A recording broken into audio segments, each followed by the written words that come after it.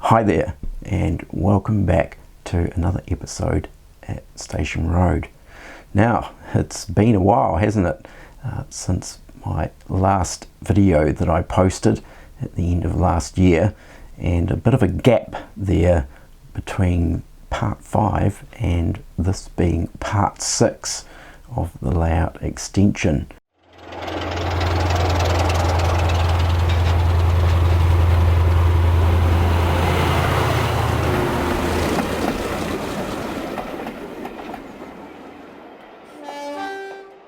In this part 6, I certainly have moved on a bit. The upper level is now installed, and I also have a full working circuit of track.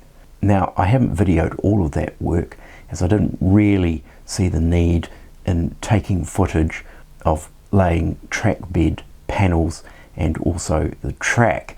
So probably the most extensive amount of work that has been accomplished is the construction of the fiddle yards, the mounting of point motors, lots and lots of soldering of wires and connecting up of dropper wires. So that I felt I didn't really need to take footage of, because there's plenty of footage out there of that type of construction going on. So just to recap on where we're at with the extension, part 4 we progressed through the framework extension being installed and the lower level of track bed substrate being attached as well. And then in part 5 I laid a little bit of track on the lower level and connected up the incline so that we could test the traction on some of my more dubious locomotives, and of course we had some success with that experiment. So for those who follow the Station Road Facebook page, you would have noticed an interim post that I put up with regards to the method I decided to use for installing the upper level of track bed. And this method was very similar to how a helix is constructed, using a threaded rod and nuts. So I did get some interesting feedback and comments, and of course one of the reoccurring comments that came back was the height between the two levels. And in general, most people suggested that I increase the height between the levels so that there is improved access to the lower level. Now, the main reason I have kept the height quite restricted is the original layout also had a lower level, and it was also quite restricted in height, and really at the end of the day the lower level was only low enough really to make clearance for the stock that ran on that level. So I didn't really want to push down to even further levels in the layout. And also really the other reason is I wanted to avoid actually having to create a helix in order to get down to a lower level, and I also wanted to actually create inclines that weren't as steep as what I originally had. So on the original layout there were 2 inclines at each end of the L, and one was 1 in 30 and the other was 1 in 35. Now most of my locomotives could actually get up both those inclines, but there are just a few locomotives that really struggled, and that was a Q1 and 8F and the class 33, interestingly. So with the extension, and this was covered in part 5 of the series, I have managed to get these inclines to 1 in 40, and interestingly, just by making that small difference, so going from 1 in 30 to 1 in 40, it has changed everything. And those locomotives that didn't used to be able to make it up the original incline now do. So it makes me wonder whether there is a magic number in there for inclines, and I would say from concluding from my tests and so forth, when it comes to inclines on an OO or HO gauge layout, I think really 1 in 40 is the absolute minimum. You really don't want to go any steeper than that. So getting back to the height difference between the levels, it really came down to the 1 in 40 incline and also avoiding having to build any helixes. So using this threaded rod and nuts system, we'll jump across to a little bit of video footage where I've just finishing off the upper level, and there's just one last little section in the back corner that I am installing. So we'll jump over to that and I just show how I go about setting up the threaded rods and the upper level of track bed. So using this threaded nut, I've just threaded the section of rod into here as well, because it does help in terms of when this is actually threaded into the timber.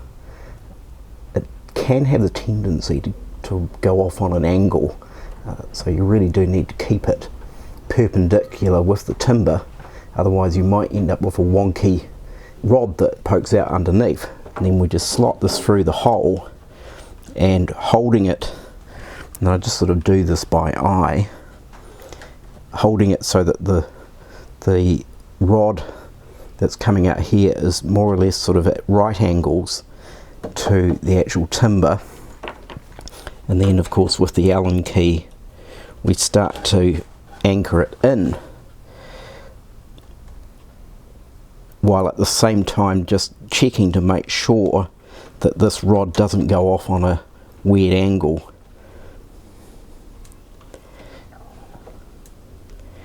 And once the nut has some bite into the timber, it's usually pretty straightforward from there on, and we just screw that in.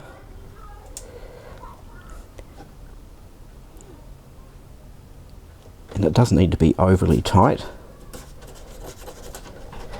And then we can take the threaded rod out and here we go. We end up with a nice sort of flush mount on the top. So that's essentially how I mount these threaded nuts into the track bed timber.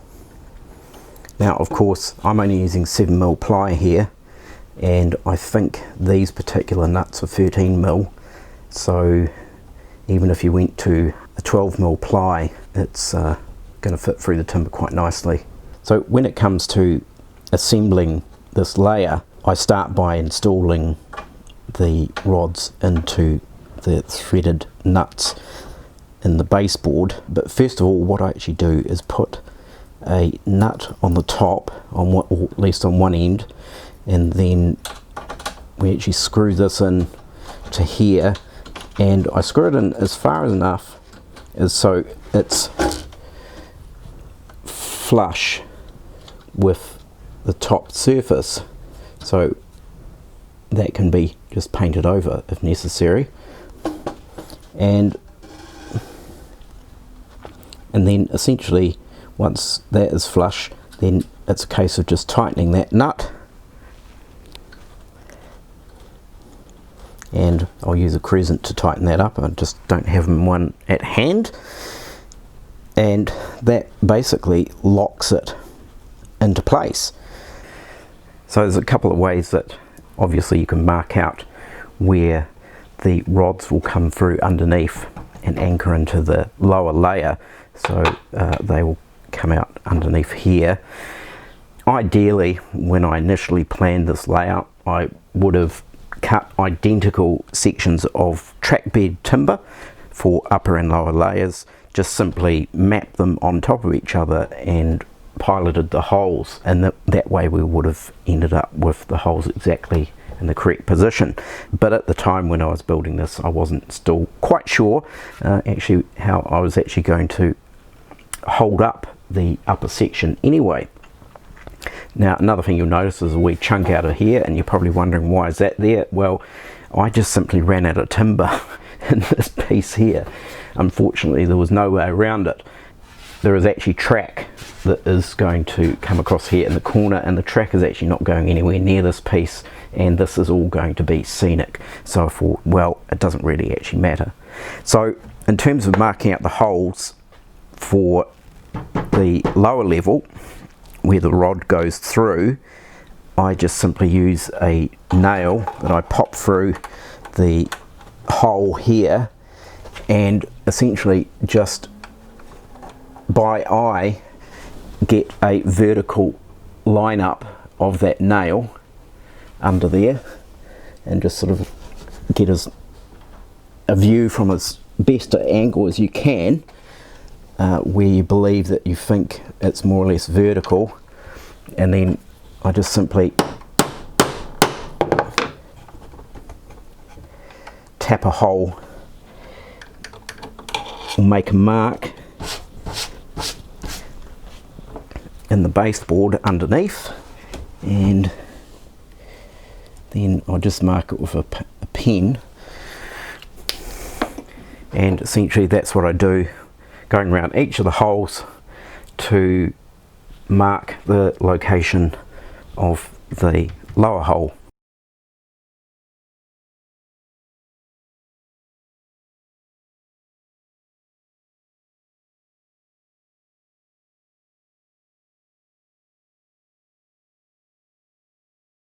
So with the rods now installed into the upper section as I just previously shown, they are then threaded through the holes in the lower level with a nut clamping the rod either side of the lower track bed.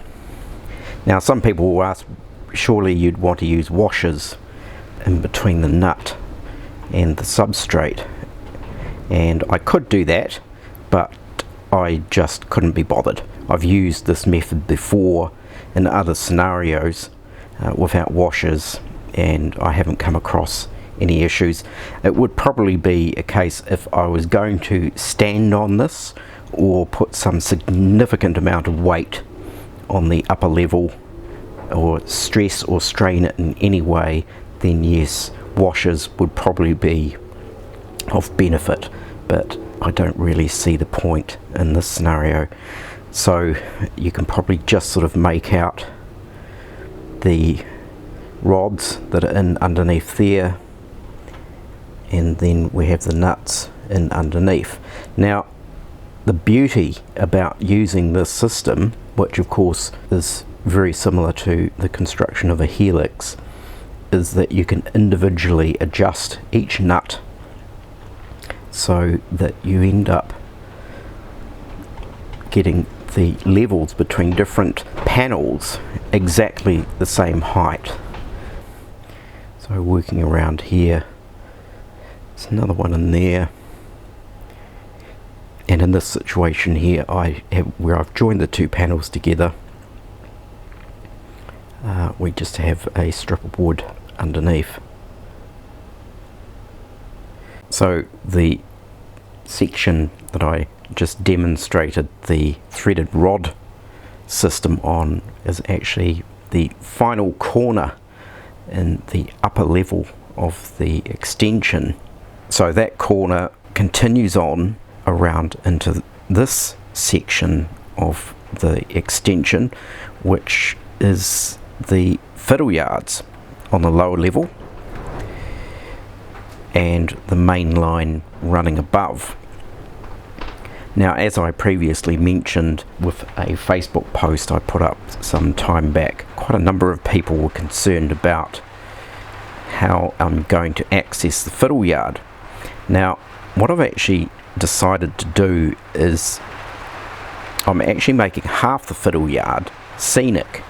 So I will have some form of retaining wall, and this is just an example, because this bit of wall is going elsewhere on the layout, and the idea is that we can simply take the retaining wall away. So there is some access here as it stands in terms of gaining access under here.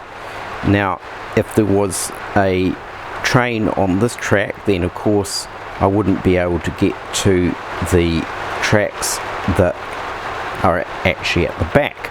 So to solve this solution, what I've actually done is turn this whole section here into a lift up section. So this upper level of track is all set up on a hinge system, and as you can see I have put some LED lighting in underneath here. The reason I've done this is because I'm going to set up a camera further down at the end on the lower level of the fiddle yard, so that I can actually see what stock is in each siding. So each of the threaded rods positioned along here is anchored underneath with a wing nut, just to make it a little bit easier to undo. And then the nut on the top here, I've actually drizzled a little bit of liquid super glue into there. That basically fixes that nut in its position, just to stop it from spinning around and losing its position in the height. So the back of this upper panel is then anchored to the timber batten that runs along the back on hinges, and the whole thing just hinges up.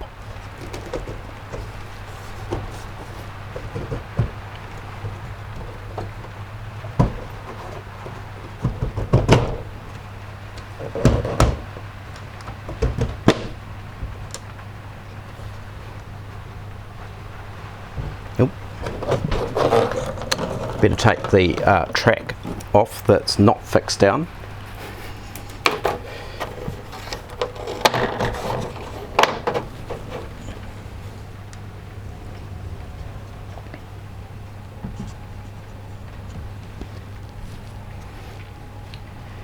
And there we have access to the upline fiddle yard. Now it's probably a little bit intensive to have to flip this up every time for access, because not forgetting that the upper level will have some scenic finish to it. In other words, it will be ballasted, but the only times I'll probably lift this section up is if there was complete carnage underneath, and by way of a major derailment or collision of some sort, and also maybe if it needed a bit more of a deep thorough cleaning. Otherwise I'm more inclined to assemble the trains that are going into this fiddle yard on an open section of track, and then just maneuver them into the fiddle yard, and that will be quite an easy way of doing that. But nonetheless, I've got it all wired up, so all of these dropper wires come through and they're all hooked in, and then we have some cables that go down and through under the baseboard at the end there, and it has worked out reasonably well. Now because this upper level is actually anchored at the rear with hinges, it means that the alignment of the tracks when this is secured back down never actually moves, so it keeps the track alignment or the rails perfectly lined up, which also works out quite well. So this is looking back at the initial section that I began to install the upper level on and put up a few photos on a Facebook post. So the track is now installed in this location, and hence why really now you can understand hopefully the threaded rod method for securing the upper level.